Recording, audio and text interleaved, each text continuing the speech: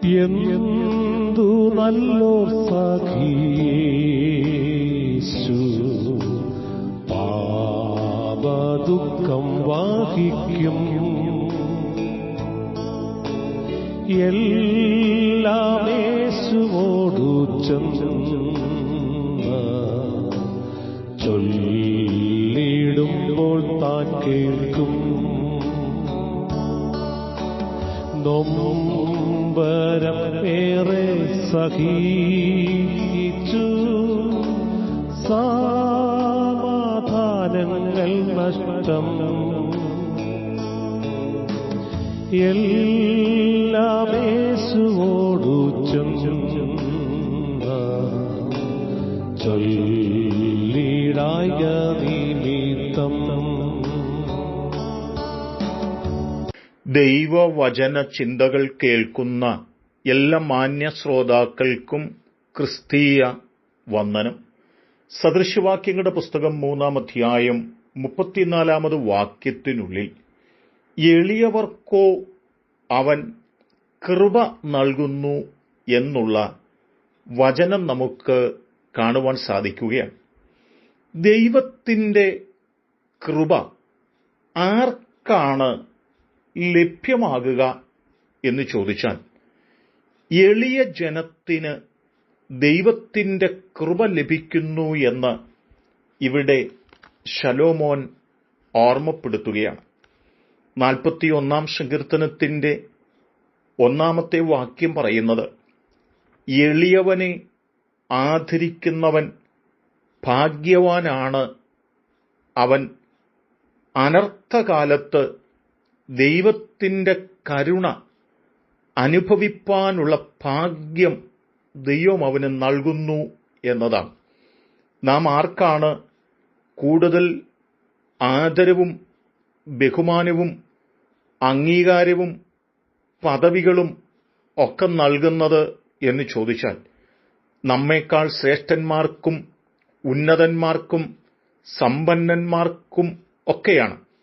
പക്ഷേ ദൈവം നമ്മോട് ഓർമ്മപ്പെടുത്തുന്നത് നമ്മേക്കാൾ ബുദ്ധിമുട്ടനുഭവിക്കുന്ന, ദാരിദ്ര്യമനുഭവിക്കുന്ന, അനാഥരായുള്ള, വിധവകളായുള്ള, എളിയവരായിട്ടുള്ള ആളുകളെ നാം ആദരിപ്പാൻ ഇഷ്ടം ഉള്ളവരായിത്തീരുന്നു എങ്കിൽ നമ്മുടെയും ജീവിതത്തിൽ താഴ്ചയുടെയും പരാജയത്തിൻ്റെയും വീഴ്ചയുടെയും കാലത്ത് ദൈവത്തിൻ്റെ കരുണയുടെ കടാക്ഷം നമ്മുടെ മേൽ കടന്നു വരുവാൻ അത് കാരണമായിത്തീരുമെന്ന് നമ്മെ ഓർമ്മപ്പെടുത്തുകയാണ്. ലൂക്കോസിന്റെ സുവിശേഷം 18-ാം അധ്യായത്തിലേക്ക് നാം വരികയാണെങ്കിലും 2 പേര് പ്രാർത്ഥിക്കാനായിട്ട് ദേവാലയത്തിലേക്ക് കടന്നു വന്നു. ഒരുത്തൻ പരീശനും മറ്റവൻ ചുങ്കക്കാരനുമാണ്. ചുങ്കക്കാരനെ സംബന്ധിച്ചിടത്തോളം എളിമയോടെ, താഴ്മയോടെ, വിനയത്തോടെ, കുറ്റബോധത്തോടെ ദൈവമുൻപിൽ നിൽക്കുന്ന ഒരു മനുഷ്യനായിട്ട് നമുക്ക് കാണുവാൻ സാധിക്കുന്നുണ്ട്.